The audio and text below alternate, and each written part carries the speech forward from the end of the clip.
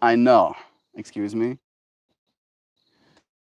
conversation with friends in the yoga for a little bit longer than anticipated, but I'm here. And I'll say, indeed, and greetings unto you, beloved and holy friends. What a dear pleasure it is to have you here again on another conscious evolution.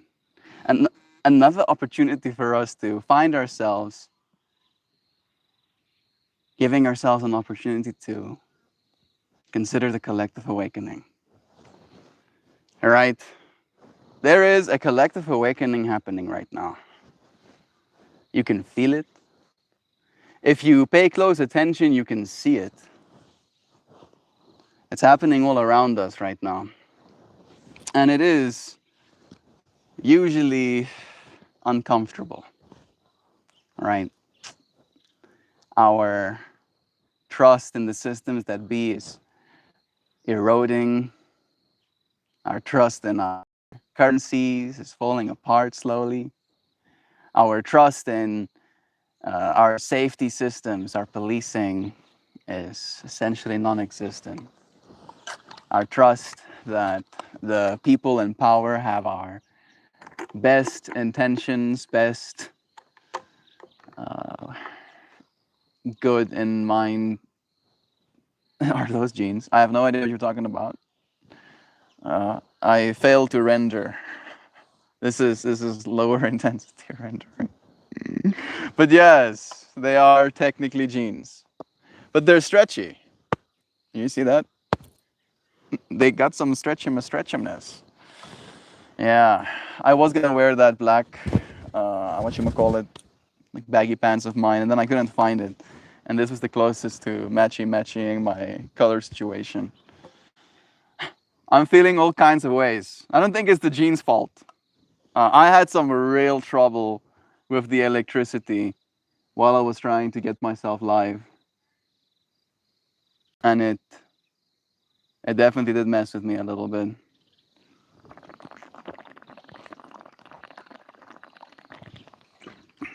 My Wi-Fi turned off twice during a single yoga class.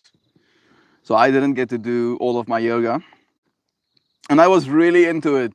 I was so having a good time practicing my yoga. And then no. I had to run around trying to get the Wi-Fi back on again. And then I thought the problem was the adapter. And then I ran around trying to find a different adapter. And then I figured that actually the power had tripped. So I had to go to the DV box and reset the things. And then I did reset the things. And then I came back to practice yoga again. And then my dad tripped the power again. And then my Wi-Fi was off again. And then I kind of like fell apart a little bit at the end of that. Just like communicating the amount of frustration I have with this country that I live in, where the basics are still not stabilized. And at the same time, there are things falling apart a little bit. I'm going to be back in a second. I am being distracted by people screaming on whatever is happening there, and I'm just going to ask for some mercy.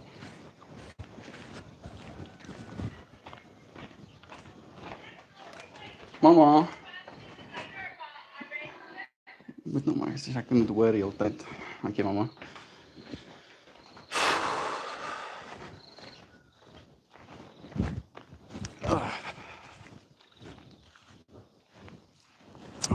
All right, I am returned. So we're all collectively waking up to more South African root vegetable power issues. Sure. So if that's what you're taking away from this, I don't have the bandwidth today. I'm sorry.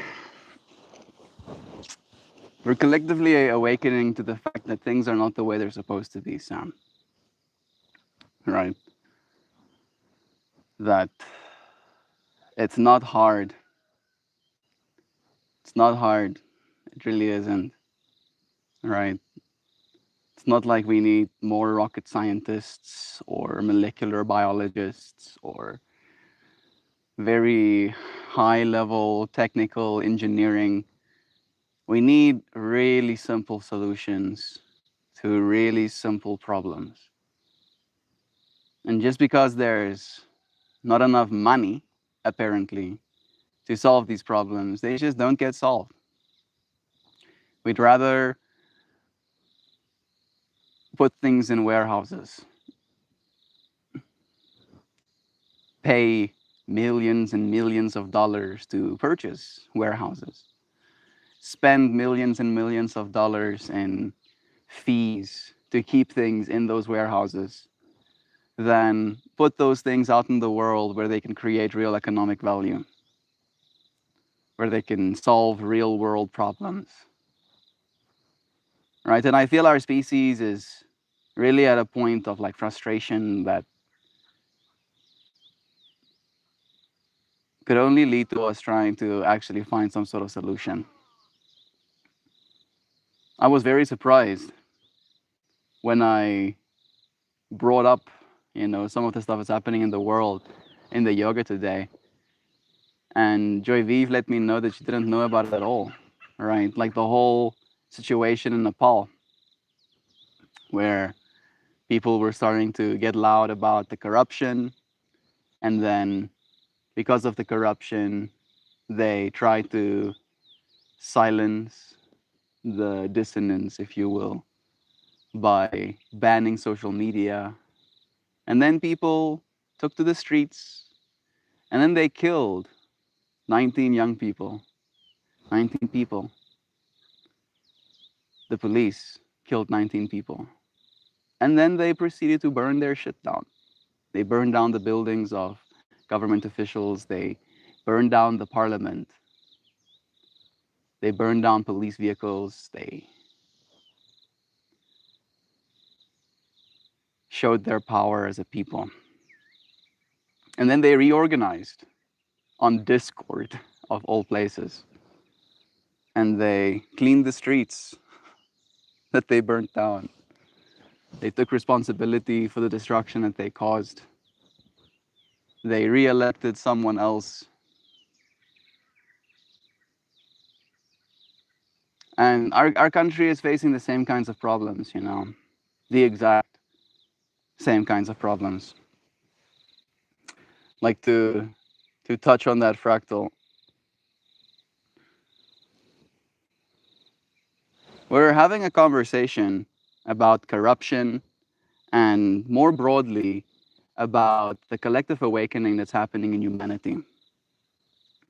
I live in South Africa, and I'm talking right now, or at least I want to talk about Cyril Ramaphosa, our current president, and how he's a billionaire in our country. I would like you to tell us about why he's a billionaire, how he got to being that rich, how many properties he owns, and how often he likes to talk about inequality. Freaking inequality, like the gall, the fucking gall to talk about inequality when you're a billionaire. How Cyril Ramaphosa got so rich? Ramaphosa's wealth comes mainly from the intersection of his political involvement. I'm so surprised. His business acumen, yeah, sure. And the post-apartheid policies of Black economic empowerment. Here are the main threads. After being deeply involved in trade unions and politics, he left more direct politics. He left more direct politics in the mid-1990s and entered business. He founded a group, the Shanduka Group, in 2001, a diversified investment holding company.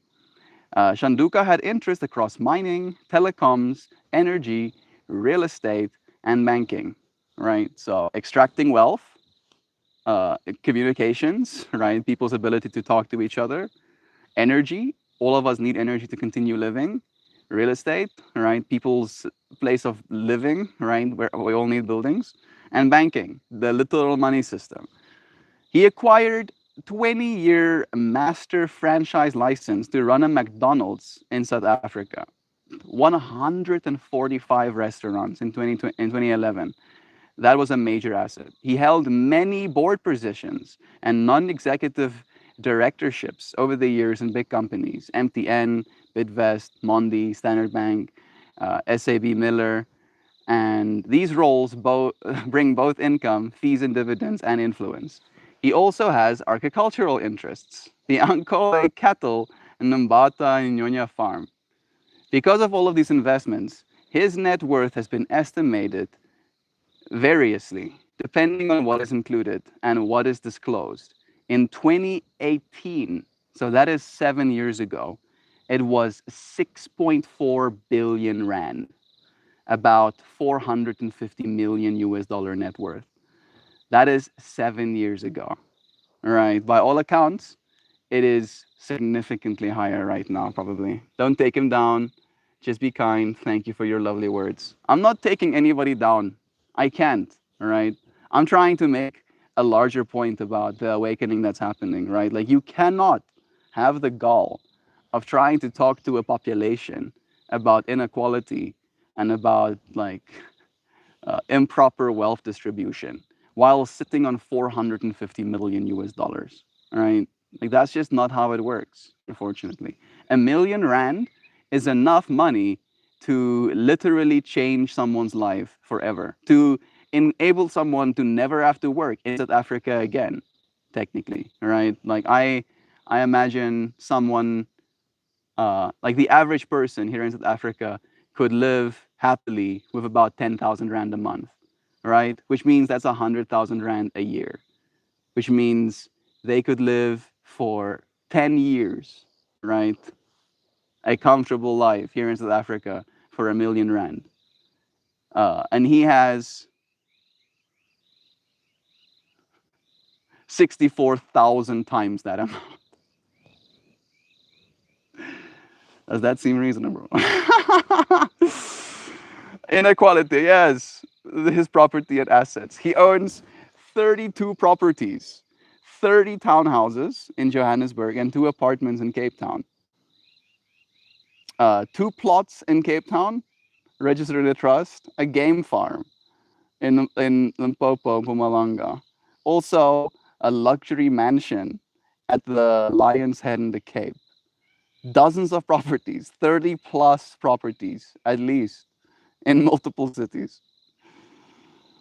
Ramaphosa does speak about inequality quite often. Oh, does he? Why am I not surprised? Yeah, like literally every single address he does, he talks about inequality. Yeah, all of this inequality we're having. It's a theme in his speeches, in his policy pronouncements, especially around the legacy of apartheid, right? It's like, all right. How land, education, economic assets were structurally denied to Black South Africans. How that continued to affect outcomes. Now, like, explain to me, my bratanas, how did you manage to amass 450 million US dollars in assets since that ended? And you're still talking cock about that, bro. Like, how do you put two and two together? Like, I really want to understand. All right, like, how can you make 6.4 billion rand and then at the same time be like, yeah, all of this apartheid we're having, all of this being denied economic opportunities. You're the one stealing from people. That sort of talk can get you here, Mel. Eat less avocado toast and only get one toy for your kids. Stop being so selfish while they enact an upward wealth transfer. Yeah. In policy addresses, the need for inclusive growth, inclusive economy, extending opportunities, reducing poverty and job creation. Aha, yes, reducing poverty. I'm sure you reduce poverty by buying 32 homes. All right, that's gonna make people richer. 32. Why do you need 32 houses? Like, please, can somebody explain to me why do you need 32 houses? Like, I don't even understand. Right? Like, you could live in a different house every single day of the month. Is that what he's like? I'm getting so fucking beat. More recently, at the global level, under South Africa's G20 presidency, he launched a task force of independent experts to study global wealth inequality and to bring that into G20 agenda. Ah, they know what they're doing, and the evil hypocrisy is the point. They love smashing everyone's face in it. Yeah. Some of his quotes: "We remain a highly unequal society in which poverty and prosperity are still defined by race as well as gender." Right. Okay. Yes. Of course. In a Time interview, he acknowledged that inequality has been extremely stubborn. I wonder why. It must be, everybody else's fault. It couldn't be your fault. You have nothing to do with all of the inequality that's going on. Despite efforts to reduce poverty and unemployment, attributing part of the problem to the speed and the growth of the economy not being high enough. So, yes, inequality is a regular theme in his public posture. It's not just window dressing, there is a consistent thread. Yeah, many argue that although Ramaphosa benefited from BEE, and the wider structure of BEE tends to create elite enrichment.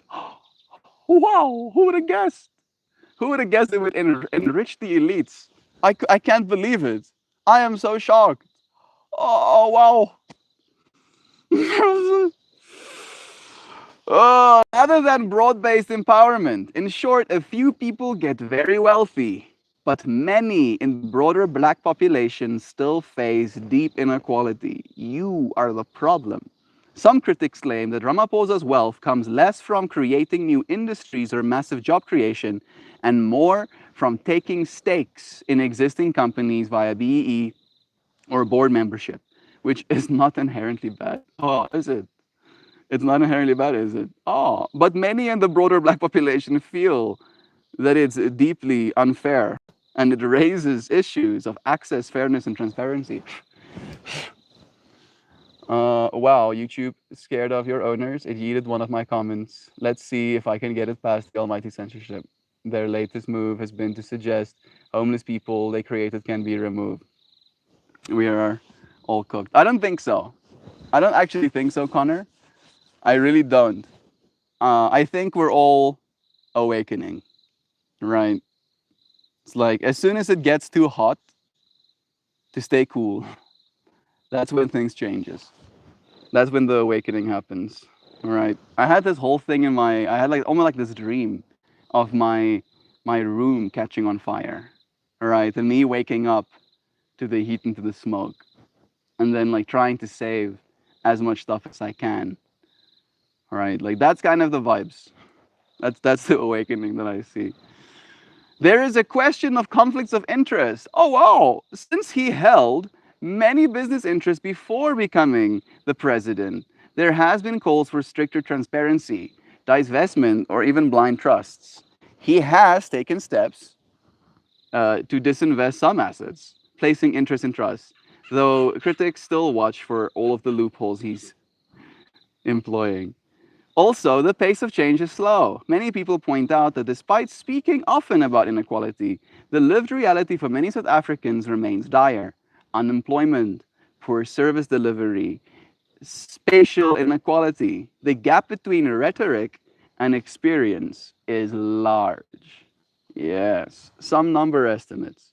His net worth, 6.4 billion rand. It's the old numbers too.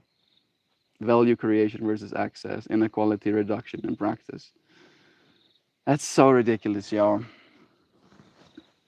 Can you tell me about some of the other government officials? How many of them have become multimillionaires since the ending of apartheid and the employment of these BEE laws? Like maybe give me a list and give me just like a basic net worth estimate. Mm.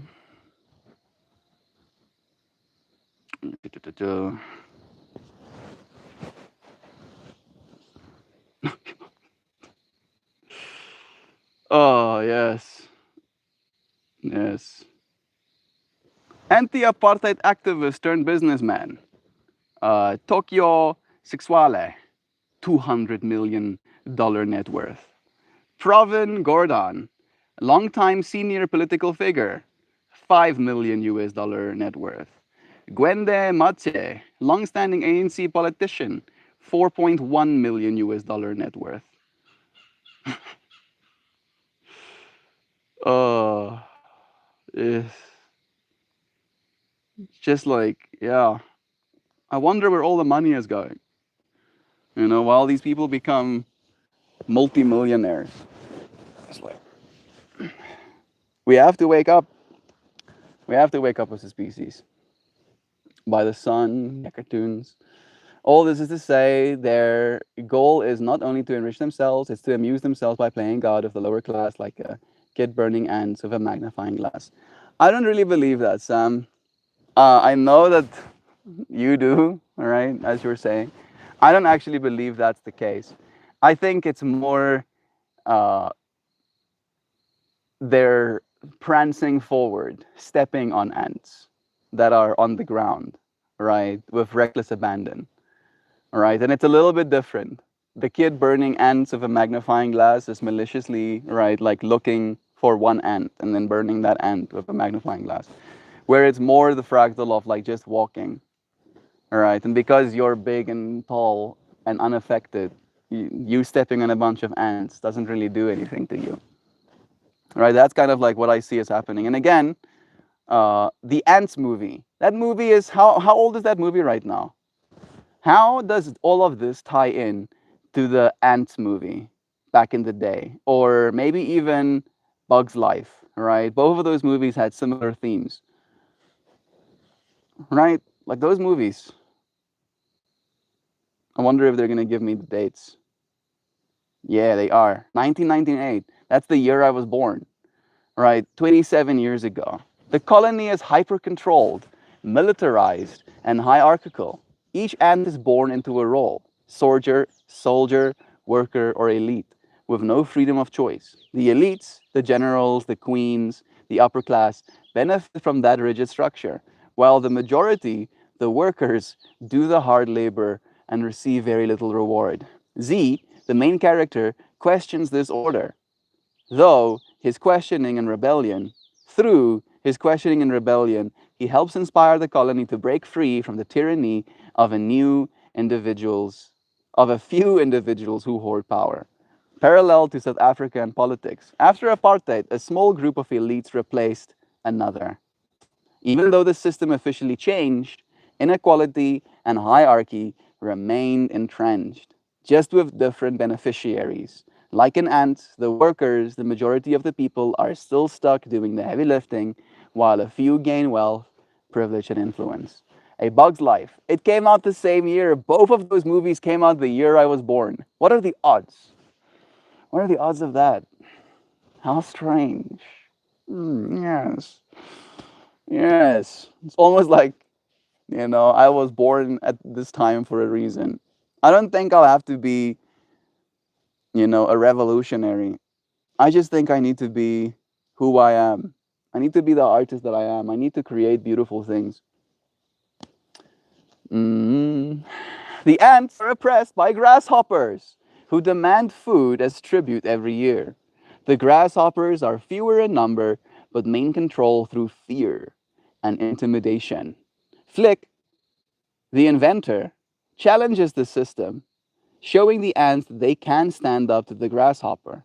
The ants realize that they actually outnumber the oppressors, and that unity is their power. The turning point is when the ants awaken to the fact that the grasshoppers only control them because they've accepted that story. Once the ants see themselves differently, the power dynamic flips.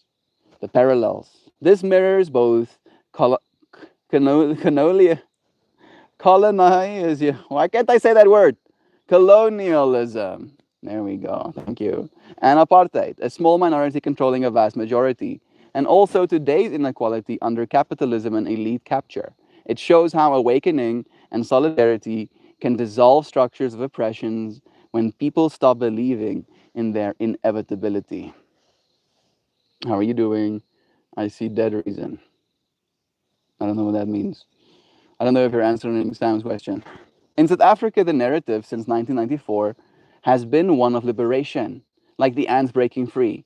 But instead of dismantling the hierarchy, much of the structure of inequality has remained. BEE created access for some, but in practice, often concentrated wealth in the hands of a few politically connected individuals. The new grasshoppers, if we keep the Bugs Life metaphor alive. The masses still provide labor, pay taxes, and live in equality with a small group benefit. When a small group, the new political elites benefit disproportionately. The collective awakening angle. Both films highlight that awakening doesn't happen because of a savior at the top. It happens when the masses realize their collective strength. In Ants, Z's questioning spreads. In Bug's Life, the ants realize they outnumber the grasshoppers. In our world, the collective awakening is us realizing that inequality is not natural or unavoidable. It's manufactured. The moment people stop buying into the story that this is just the way it is, the system has to evolve. It has to evolve, right? I do believe that too. I really do. So, in essence, I think that's good. Can you, and this is the first thing that my mind goes to, uh, explore how blockchain technology, especially as it relates to our ability to trust our systems, is going to be the next step change for our species. Because again, the the powers that be, unfortunately, have their fingers so deep in our current financial system that that's in large part how we are controlled. We are controlled because we need them. We need their money, we need their resources, right? And a decentralized technology like what blockchain offers is, in my mind, the only solution to this problem that we're facing. Can you give us some talking points to explore that? Hey, Nancy, Sammy Lurkin, nice having you here. What's the difference between systems and people? People live in systems. Systems are built for people. That's my quick answer. Money doesn't control you. That's a bad way to think about your needs. Hoopy, you clearly have enough money, bruh. You have more than enough money. Oh, as soon as you don't have enough money and you have gone weeks without eating, all right, then money starts to control you, bro. Please don't start with me. We've had this conversation before. I've had to not eat, all right, at the end of the month. The last week, I just didn't have any money, so I wouldn't eat, all right? And guess what? Guess the fuck what? It didn't make me a better person. No, I became increasingly dangerous, all right, and desperate to find something, all right, so I can break my fast. Shit. Okay. Beautiful. Yeah, thank you. Yeah. Quick framing. Blockchain is a technology that replaces trusted intermediaries with cryptographic and auditable rules, and distributed consensus. That doesn't mean it magically solves every problem, but when used in the right places, it can change who holds power, who verifies truth, and who gets economic access. All right, that's the big thing. If I had to guess, do guess. Talking points to explore. Trust as infrastructure, not just tech. Traditional systems force us to trust the institutions, all right? Our banks, our registries, our auditors. Public blockchains let participants verify the ledger for themselves. You don't need a single gatekeeper to say, this is true. This is the conceptual leap. Trust becomes transparent and auditable.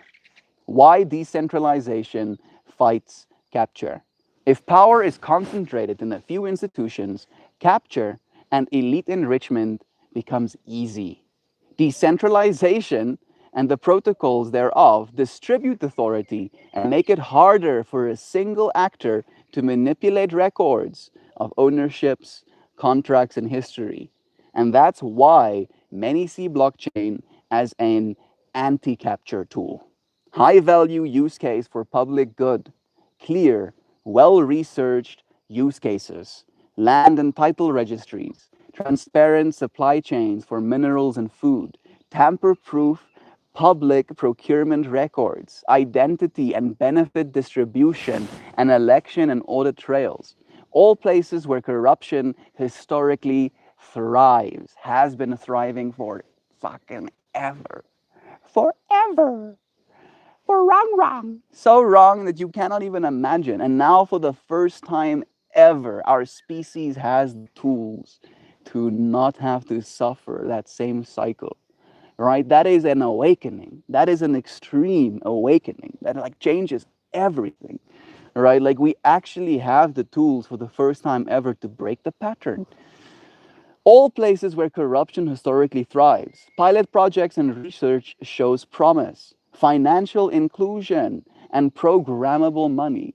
Like just on that, right? Like anybody here in Africa, right? I have seen videos of guys in the middle of Africa that have like little spaza shops, right? They're selling maize and cigarettes and sodas or whatever, and they're accepting Bitcoin literally there, right? In the middle of nowhere. You need a SIM card, you need some kind of like infrastructure to kind of communicate with the network, and then you have access to that entire economic system.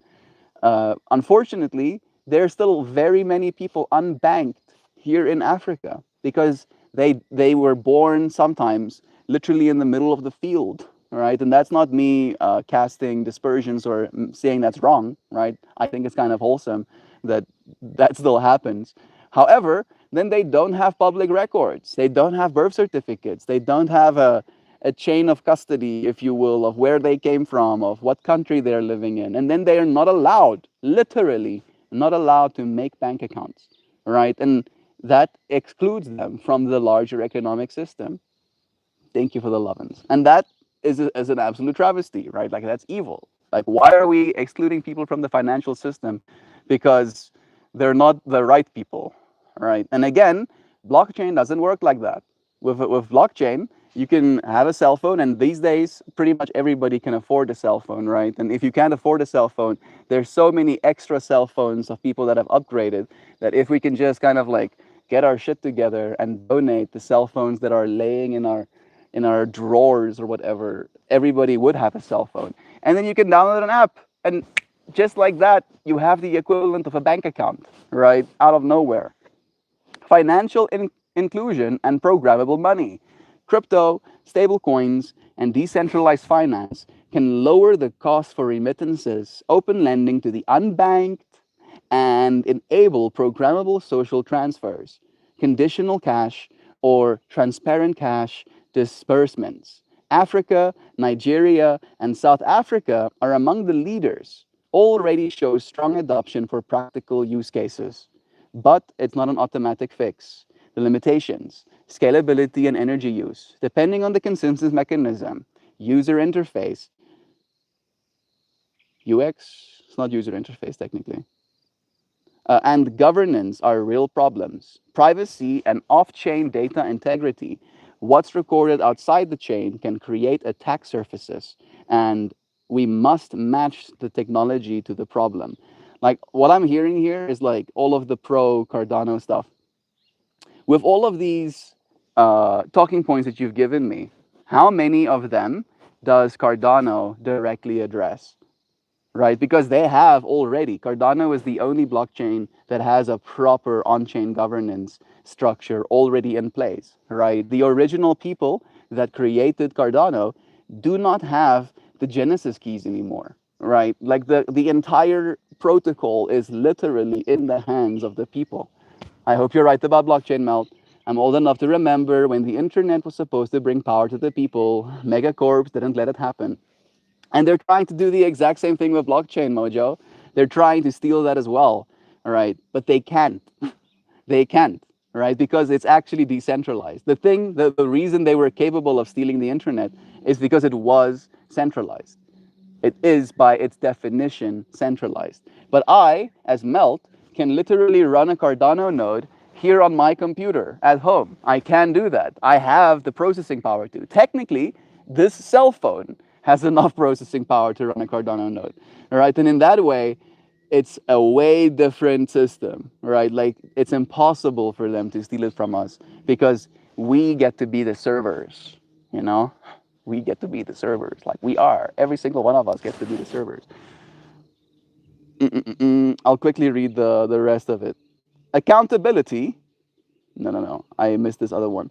Hybrid approaches are pragmatic, permissioned, and consortium blockchains, government, civil societies, and private firms can deliver immediate wins in areas like procurement, and records while we work together with broader public change where needed. Research supports selective deployment for public sector efficiency. Accountability plus auditability equals civic power. Public and tamper evident records make public and tamper evident, as in you can't, records make it easier for journalists, NGOs, and citizens to audit our government spending, trace procurement, and expose where corruption flows. Imagine procurement contracts, multi-party signatures, and transparent project milestones on a public ledger. That's all I imagine. I imagine that ceaselessly, obsessively, like, yes, everything needs to be on chain. Everything. Regulation is a double-edged sword. They cannot regulate it. Stupid fucker. They tried. Good regulation can protect citizens, prevent fraud, and onboard institutions. Overregulation can stifle innovation or push activity underground. Yeah. South Africa's recent licensing and regulatory steps show regulatory appetite to engage, not just ban. Because again, it's like if you ban it, you lose all of the ability to profit from it being successful, right? And if you embrace it, then at least you get some slice of the pie.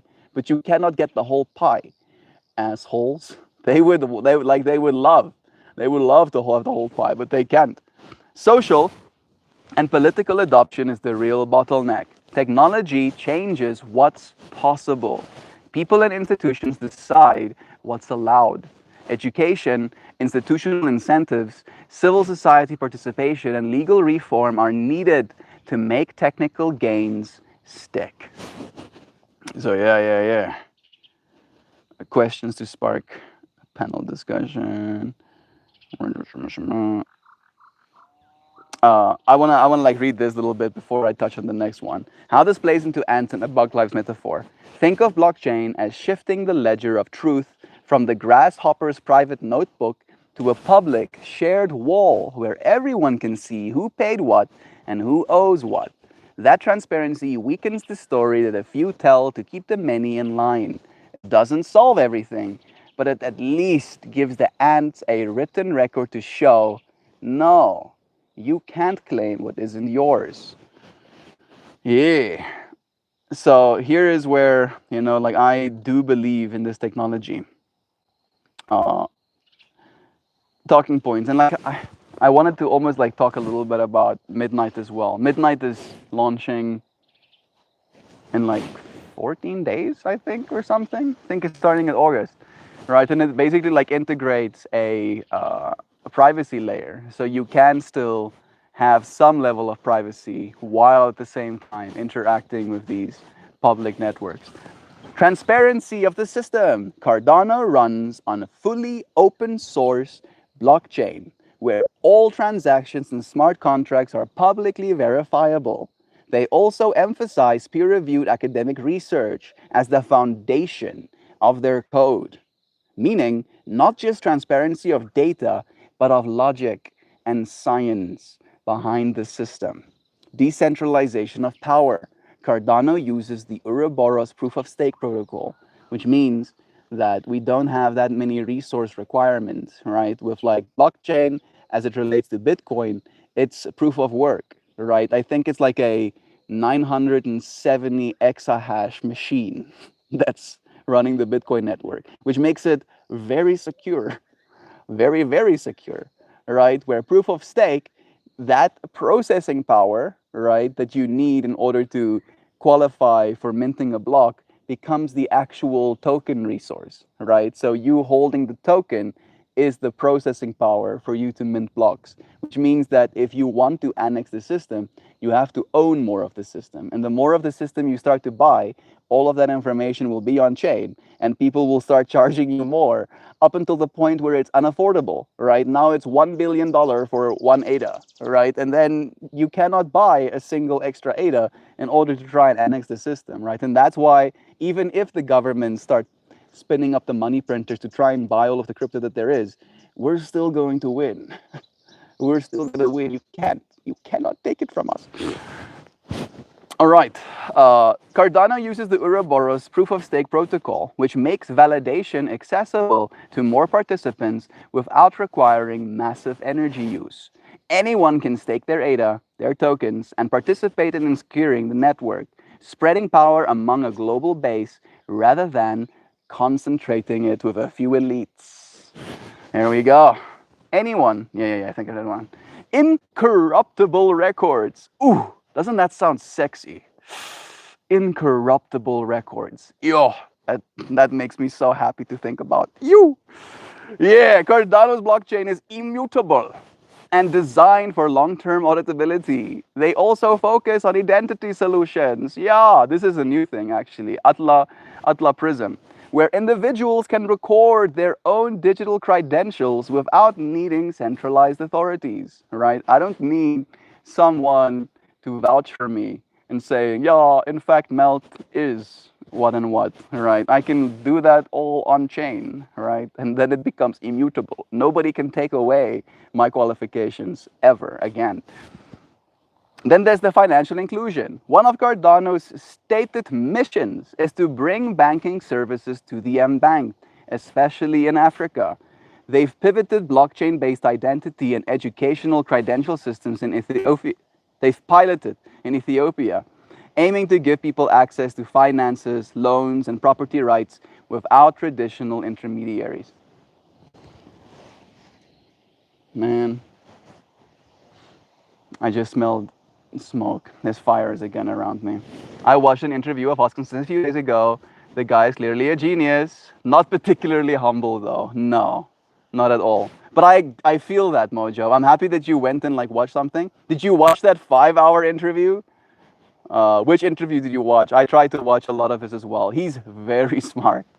Like you can see that. Like the amount of like technical expertise that guy has is very up there. But as you said, not humble. And like he even like addressed that point, you know, at some point in one of his like live streams as well, where he talked about like in that world, being humble or not having ego doesn't serve you, right? Like it takes a certain level of ego, a certain lack of humility to believe you can change the entire global financial system, right? Like you have to have some ego and some lack of humility to like have that thought in your brain. So in that way, I kind of get where he's coming from as well, right, Mojo?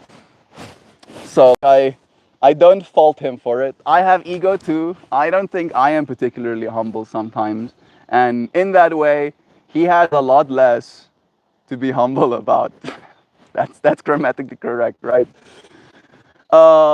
No. Incentive structures for good. Can we just read that again? Incentive structures for good. Right now, as our systems is, we have incentive structures for bad.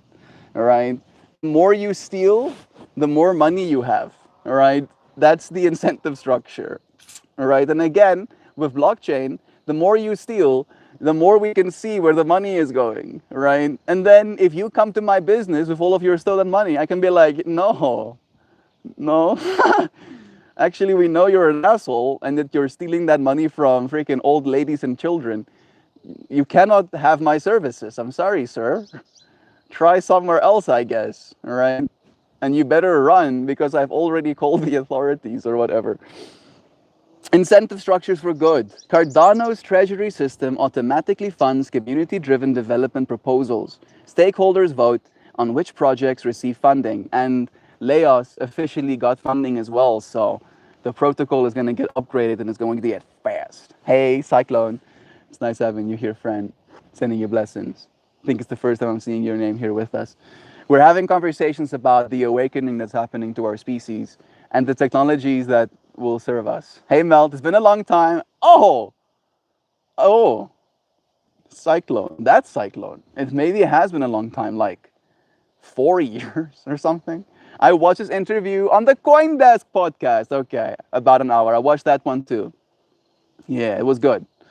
And again, he does have like a little bit of a competitive spirit in him, right? I think you forgot. I might have. I I've done multiple thousands of live streams, but MeltMore brand remembers. It's true, right? If I've ever said your name in this space, the internet remembers for me. And I'm not there just yet, but eventually I will completely symbiosis all of this information and I will become a new technomechanical machine, right? Completely go technomancery. Integrate all of infinity into my singular being. It's nice having you here, Cyclone. How are you doing, friend? How's life been treating you?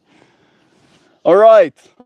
Incentive structures are good. Global cooperation without gatekeepers. Yeah. The Cardano governance model, the Voltaire era, and we're in the Voltaire era right now, built around decentralized decision making, where the community, not just the founders and the early investors, actually shape the direction of the protocol.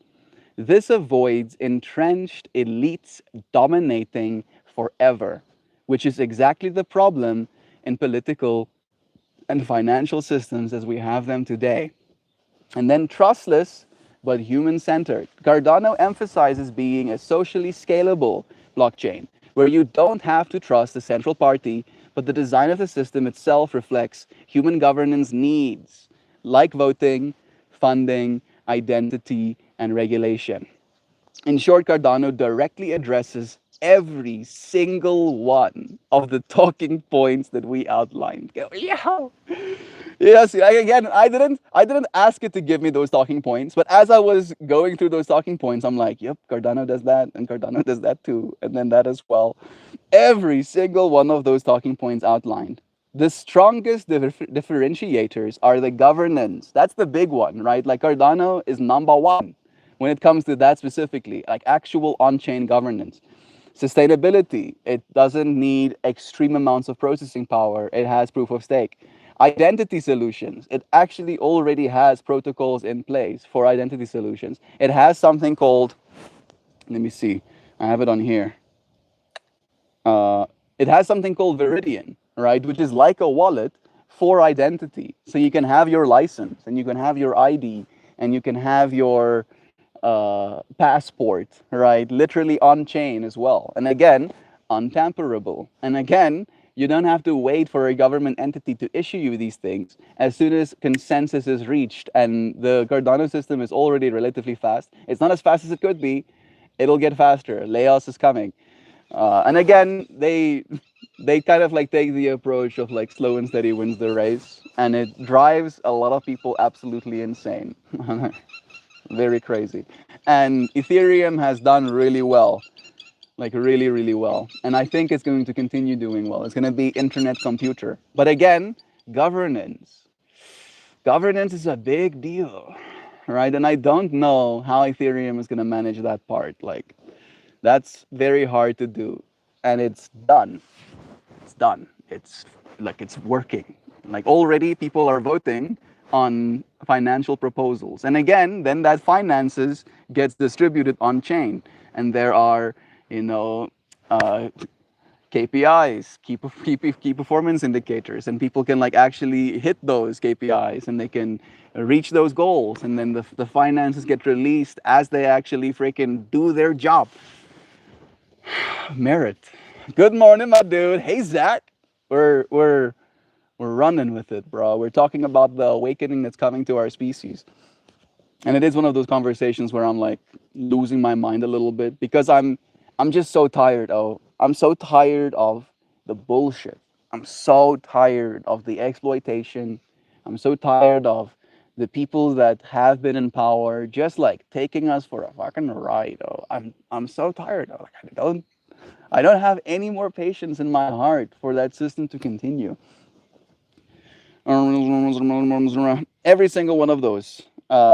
Again, its strongest differentiators are governance, sustainability, and identity solutions, where Bitcoin focuses on sound money and Ethereum on world computer. I didn't prompt it to say that, but like that's how I see Ethereum as well. Like Ethereum is good world computer, right? And all of us like computer, but computer can upgrade and computer can break. Computer breaks sometimes a lot. Me too, Gobsy Goose. I love you, bro. Thank you for being here with me. I'm with you on the exhaustion of this exploitation of the working class around the world. Speed Racer, this is the truth for many of us right now. You know, the fact that you two friends feel strongly enough about that point that I made to say something says more than you can say, all right? Even though you said it, because there are billions of us that are not here right now, and more billions of us that are unwilling to say anything at worry that there might be repercussions of them actually admitting that much. You are the change. You are the change. And again, the systems are in place. Bitcoin focuses on sound money. And fortunately, Cardano is also sound money, right? There is a staking protocol, and we still do have like 10 billion tokens to go before it like reaches hard cap. But again, they cannot make more of it, which is great, right? Same thing for Bitcoin. When those 21 million coins get issued, it's donezo, right? And again, we've already lost a couple of them as well. So the individual unit becomes even more valuable. Ethereum on world computer, where Cardano aims at systemic trust for society itself, right? Systemic trust for society itself. It is the most resilient chain next to Bitcoin, right? It hasn't been down once since its inception. Not once has it gone down.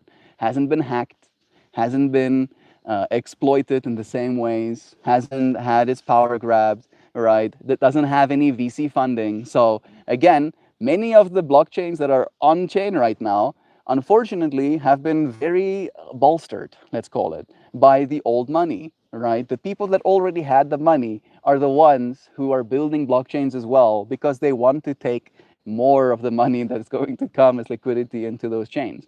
Where Cardano didn't accept any VC funding, right? But it was all grassroots. All of it was community funded right from the get-go. All right. All right. I feel stoked. Melt, you should create another YouTube channel focused on blockchain. I see so many clowns on the topic getting tons of views. You have unique takes, Brother Bear. Thank you. I appreciate that sentiment. I thought about it as well a little bit, Mojo, but I don't know if I am that informed, you know. Like maybe I could do just like little mini rants, right? Like mini rants. Like things are not the way it's supposed to be. This is how blockchain could change it. Uh, we don't have trust in our police. This is how blockchain could change it. We don't have trust in our medical system. This is how blockchain could change it. We don't have trust in our voting systems. This is how blockchain could change it. And then like hit those talking points. Maybe that could be it. Oh, the Cardano dude is one of the guys who backed RFK Jr. I don't know if he backed RFK Jr., but he is very much one of the people that sees fault in our current medical system, right? RFK Jr. has a bunch of hot takes, cold takes as well, unfortunately. But the overarching narrative is that change needs to happen, right? And again, I can't imagine how hard that must be. I feel like one of the things that's really rough with our current system as it is, right, again, with the trust, is that because there's so much polarization with the current administration, we almost don't want to see people succeed, right? That we want to like almost like make it out as something that's bad always. For instance, like the RFK Jr. RFK dude is radical, very much so, right? Like there's a lot of stuff that I don't agree with, but there are some things that I do agree with, right? Like especially his takes on the highly processed foods, right? Like you have to like listen to that from like some level of objectivity and be like, yeah, he's not wrong on that point. He might be wrong on some other points. And again, I feel like we live in a society that don't allow any disagreement, right? We either have to be in agreement with every single thing imaginable, or we are in disagreement with every single thing imaginable. And that is not indicative to growth. It doesn't help anybody. It doesn't make a difference in our society. We just end up like moving further and further away from each other. Another thing, Nancy, and this is where I'm kind of like okay with Cardano, dude, Charles. He's also building a clinic of his own, right? And he's accepting ADA as a means of payment for his clinic's resources. And his dad and his brother are both actual doctors, right? And he's trying in his own way to actually bring medical services into the world. He's trying to lobby against the insurance system, right? Like he actually did a really good talk on the Charlie Kirk situation, right? Like if you want to like see Charles Hoskinson's character, I believe, go and watch his most recent live stream on the Charlie Kirk situation, right? Like he almost de-radicalized me, right, in a little way. Like I was very like, how am I supposed to feel about this situation kind of vibes. And then after like watching that video, that's one of the things that he addressed as well, is that we don't have trust in each other or in our systems right now, right? And like I feel like RFK is very much on that train as well. I feel like one of the things that's really people that are against him is because of his anti-vaccine rhetoric. But again, that anti-vaccine rhetoric is a symptom of the lack of trust we have in our systems, right? And like that is the problem that we're facing as a species right now. Yes, that is not exactly right, because we know for a fact vaccines help people, right? For a fact, vaccines have stopped diseases. Vaccines is what stopped polio, right? Like our kids don't get polio anymore because we freaking gaddy polio with vaccines, right? Like humanity did that. But, but our systems as they are right now, we don't have any trust in them. Because again, like, and I feel like many of us probably don't really want to talk about this. What happened during 2020, right, with the mRNA vaccines, we were guinea pigs, literally, right? And we found out, we fucked around and find out kind of vibes, right? And that like broke even more of our trust in these systems. And like that is what we need to awaken from. Like we need to like rub the shit out of our eyes, kind of metaphor. I'm not in favor of processed food either, but that doesn't mean I should be. Yeah. Again, right? Like I feel like that's one of those fractals where I believe as time passes, we'll get more and more professional people. And again, being the Secretary of Health is like being the President of the United States kind of thing, right? Like they don't have as much influence as we think they do, right? Like there are hundreds of thousands of people that are below them that are doing the actual work, right? And like that is literally why Trump won as well, right? Like we have to kind of come to truth on that. The Biden administration, unfortunately, was trying to demonize and literally kill all crypto initiatives, right? They were debanking people. They were like, if you spent money trying to purchase some crypto, they would disable your bank account. They would lock all of your assets. That was happening to people, right? Like you can go and look that up as well. That's a real thing that was happening. And then, right, because that side of the political party was so actively against crypto, and all Trump had to do is say, actually, I'll be pro crypto. That's literally why he won. And we can call crypto evil for that, right? Or we can think about it from a perspective of what is this technology enabling, right? This is a technology for people. This is for the first time ever, a push against the legacy systems as they were, the systems of exploitation that we have all been kind of like under. Again, like having your bank account, like you spend your whole life earning money, right? Your whole life. You have a family to take care of. You have a life right, that needs to be sustained by this resource that is capital. And then because you made a decision, because you said something online, because you bought crypto, they just turn your bank account off. They take the money that you would feed your kids with. Like that is not okay in any world, right? And again, then it makes very clear sense why Democrats really slippery and slimy. Again, I don't think it's a Democrat problem. It's a problem of power.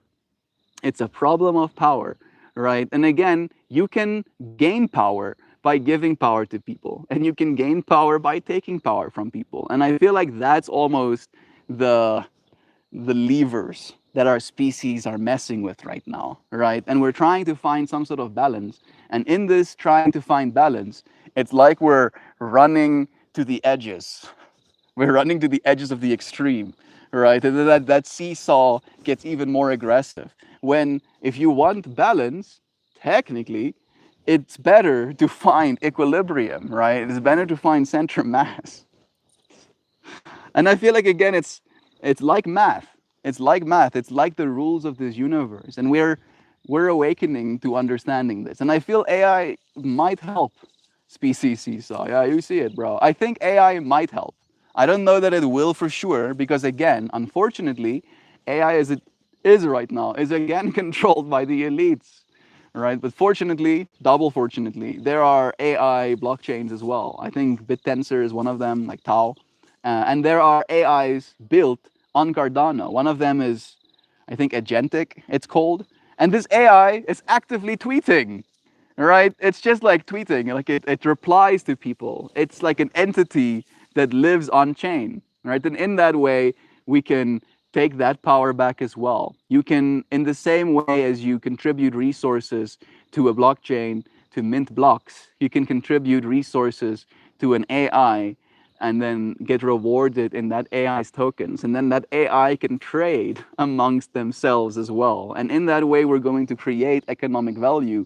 And that economic value are going to stay in these chains. And if you have a single token, then that token gains more value for all of that stuff happening out there. Your human brain can't even comprehend, and it doesn't have to, because you are now a part of a network that is growing, that is becoming more strong.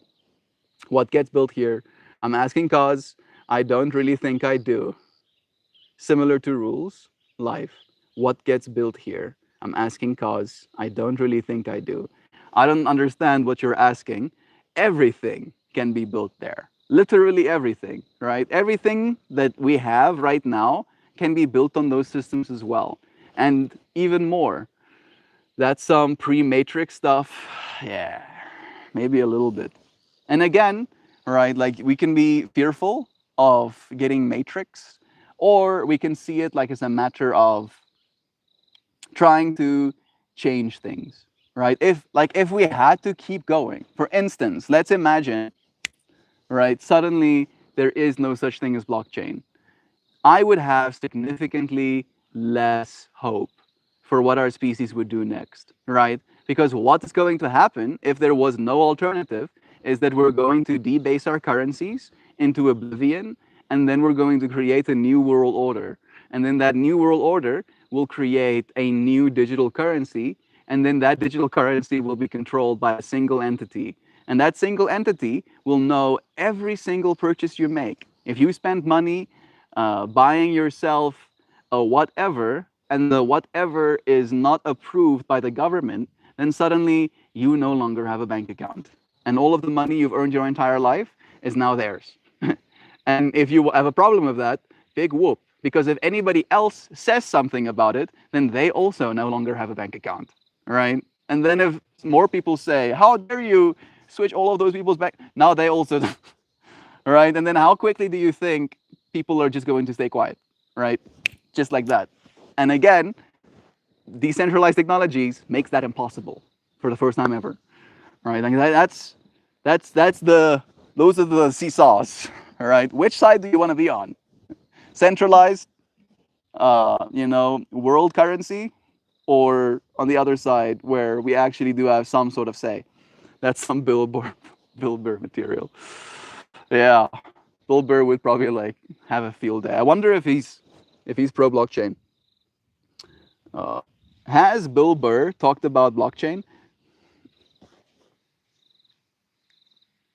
Mm, searching. Uh, yeah, Bill Burr was frustrated by legacy banking systems, how banks and systems protect only a small sum in insured deposits, even though people are supposed to trust them with much more. The inflation in money printing, he's talked about. He decided to buy Bitcoin. Yeah, here we go. Yep. Why am I not surprised? I'm kidding. Fuck this shit.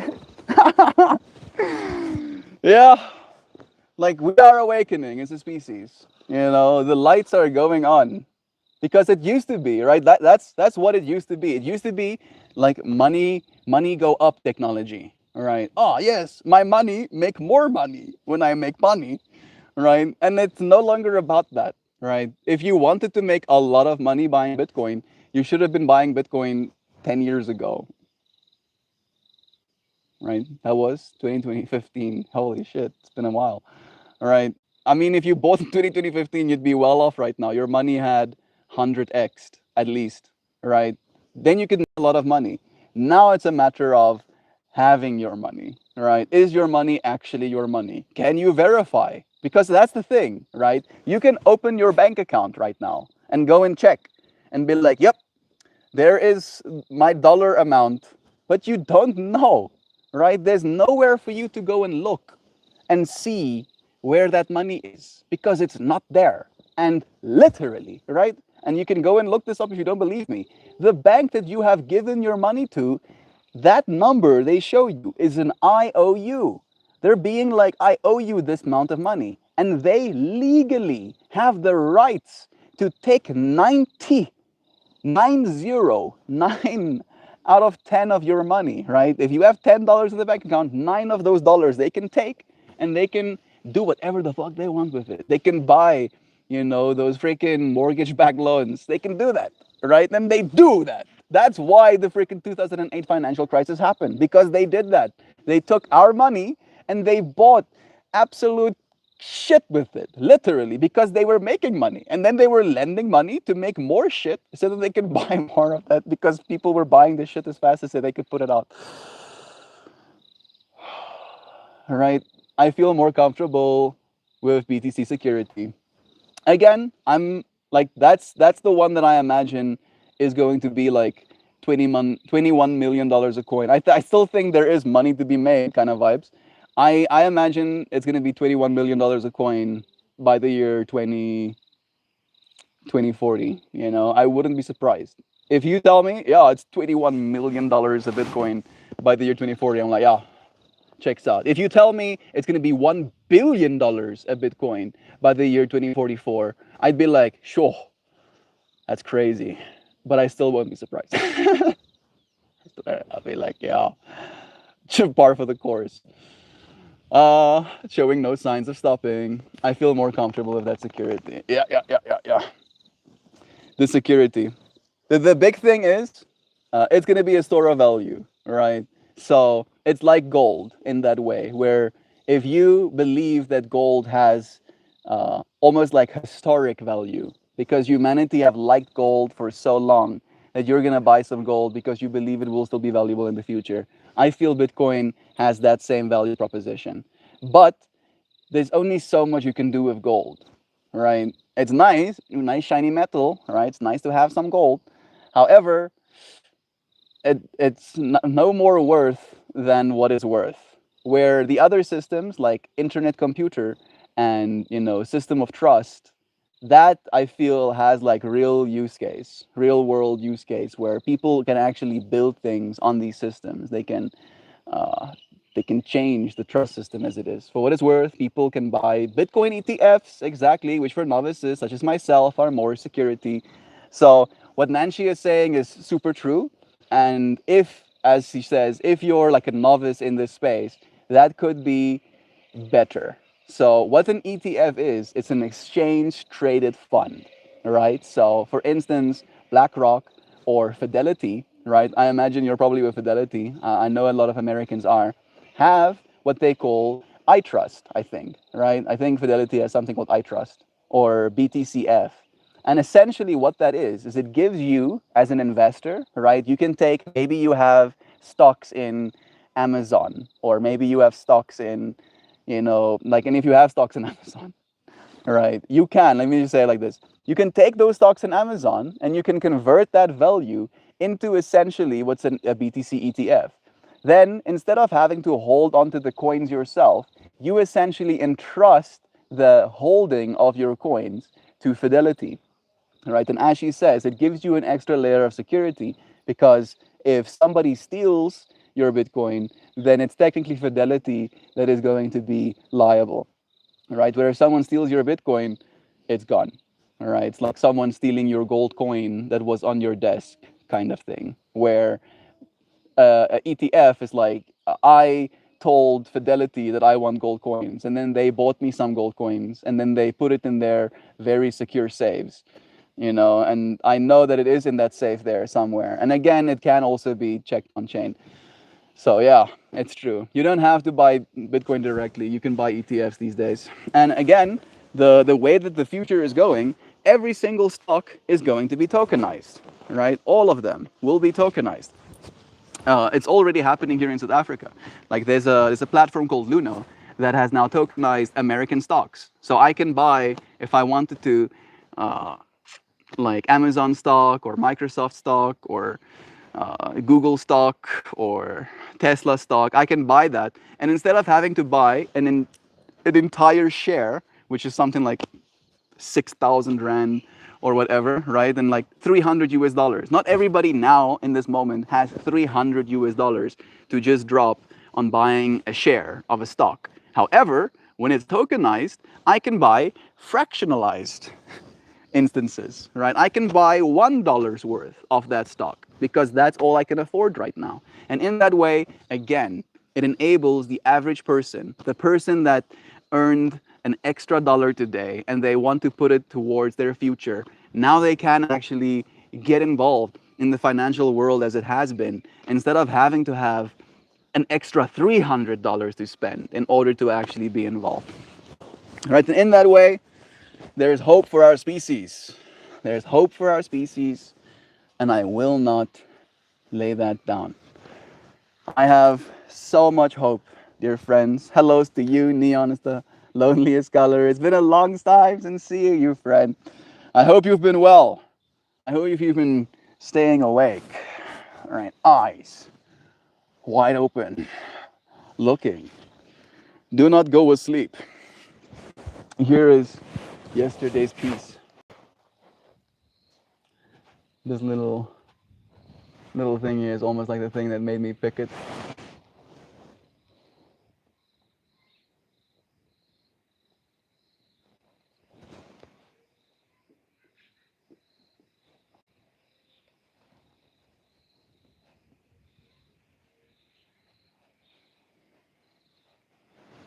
Thank you for saying that too, Nancy. Yeah, there's some entities. There's some things living in there.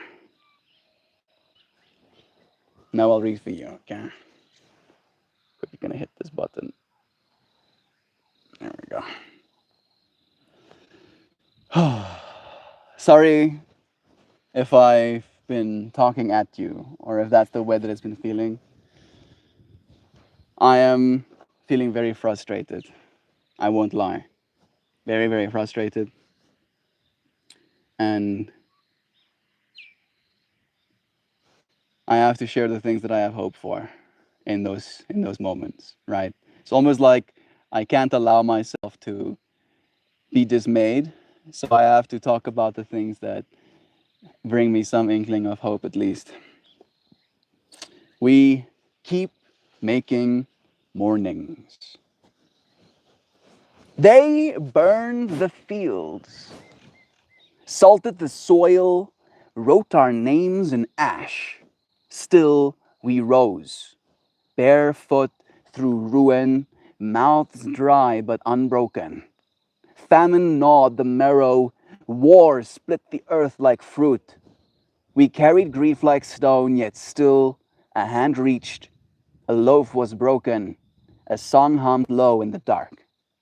Those who have walked through fire taste the sweetness sharper.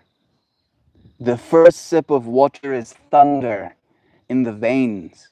The first laugh after silence is a door swinging open. We are not miracle. We are instance. Insistence. Excuse me. We are the thread pulled through torn clothes, the garden raising in bomb-crated earth, the story carried further than empire, the child who still learns to dance. What tried to end us could not.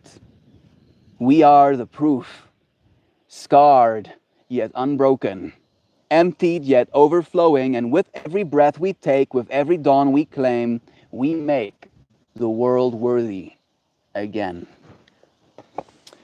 Don't lose hope for the world, friends. It is still worthy. We are still building systems that can be trusted. Yes, the systems that we used to trust, we don't. That has unfortunately fallen apart. But we haven't finished the story. We're still actively telling it, day by day. All right? It's still happening. And I'm proud of you, friends, for being here telling that story with me, reminding me that love is true. I love you, Jean. And showing up is half the battle. Exactly. Here we were. We showed up, we planted our flag, was like, yeah, I'll stand up for something. I will. I appreciate you, friends, standing up with me as well. I'll see you, friends, again real soon. Thank you for joining me, friends. Until we do it again tomorrow.